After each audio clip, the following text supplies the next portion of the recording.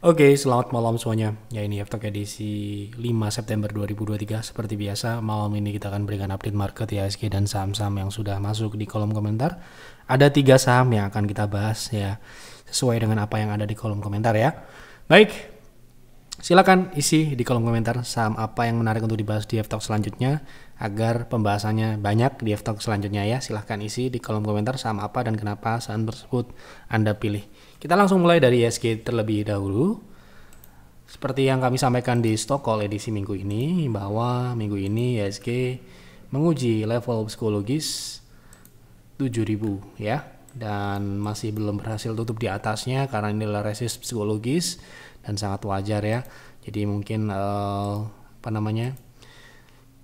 ini butuh proses ya, butuh proses, artinya memang untuk menaikkan indeks ke atas 7000 itu membutuhkan ya tidak murah gitu ya, tidak murah dan tidak mudah gitu ya.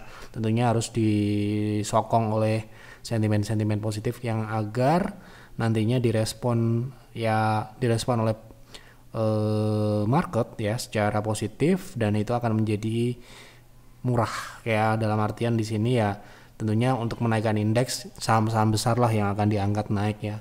Nah, kalau kita cermati beberapa hari terakhir ini, minggu ini ya, kenaikan-kenaikan ini masih bersifat ya tidak terlalu signifikan, sehingga memang masih tertahan di area 7000 yang jelas. Kita melihat potensi ini masih dapat melanjut sampai dengan 7060 setidaknya di minggu ini ya. Terakhir IHSG sudah naik di atas 7000, yaitu di 7015 ya, ini hari ini ya.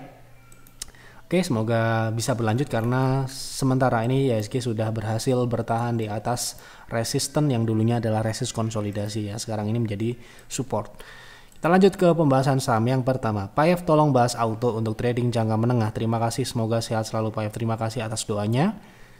Untuk trading jangka menengah artinya untuk trend following ya, auto. Apakah auto sudah uptrend atau hanya pullback gitu ya. Nah,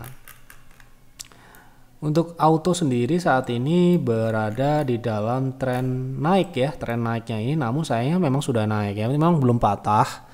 Artinya kita kalau mau trading jangka menengah itu kan trend following ya.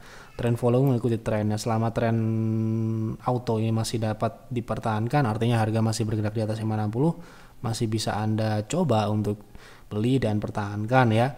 Namun Anda harus berhati-hati jika dia turun di bawah 2870 karena potensinya turunnya cukup jauh juga. Mengingat dari yang sebelum-sebelumnya ketika dia turun di bawah 560 biasanya dia akan mengejar support yang cukup jauh ya. Di sini support yang terdekat ya itu di 2500 sampai dengan bisa ke level 2000 gitu ya.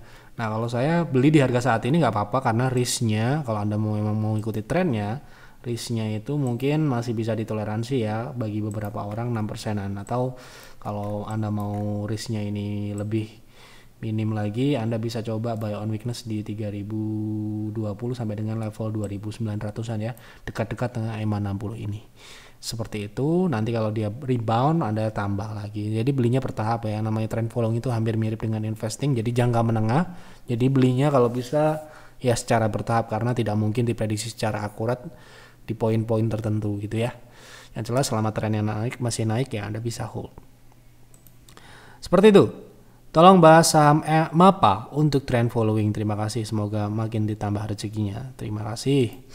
MAPA kalau kita lihat trennya uptrend sekarang ini ya, untuk trend following bisa ya. Jadi saham ini uptrend sejak memang sudah naik cukup tinggi ya, sejak 2023 yang lalu, dimana waktu itu kita juga invest udah 63% ya di Pierce. Kita cek MAPA sedikit karena ini ya waktu itu kita beli MAPA di 9 Mei ya. Jadi ketika MAPA ini mulai uptrend kita baru beli ya, karena ya kita konfirmasi.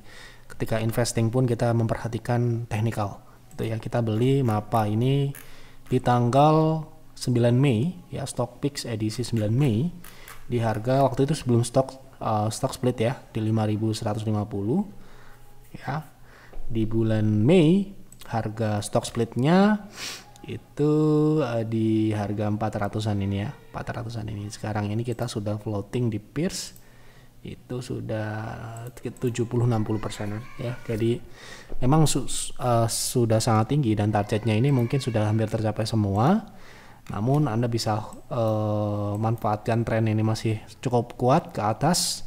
Selama tren naik ini masih berlanjut ya, Anda bisa hold sama dengan auto tadi ya. Dan trend following tentunya tidak mengenal target ya. Selama trennya masih naik ya Anda hold saja sampai dengan trennya reversal atau berbalik arah.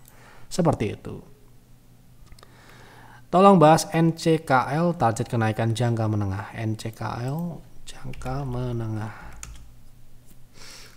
Untuk saat ini NCKL memang saham baru ya, baru IPO di April, dan secara jangka pendek kita bisa lihat di sini konsolidasi, dan konsolidasi ini memang berada di dalam fase pullback. Pullbacknya ini sudah tercapai ya di 1020 ini, dan kalau dia bisa berlanjut maksimal di 1175 itu mungkin target yang ditanyakan ya.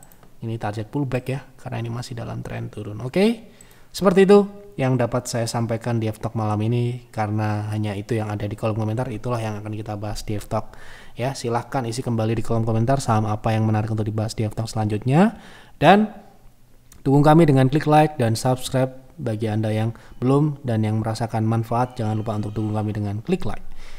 Mohon maaf apabila ada kekurangan atau kesalahan dalam penyampaian di F-Talk malam ini atau di F-Talk sebelumnya. Selamat malam dan selamat beristirahat.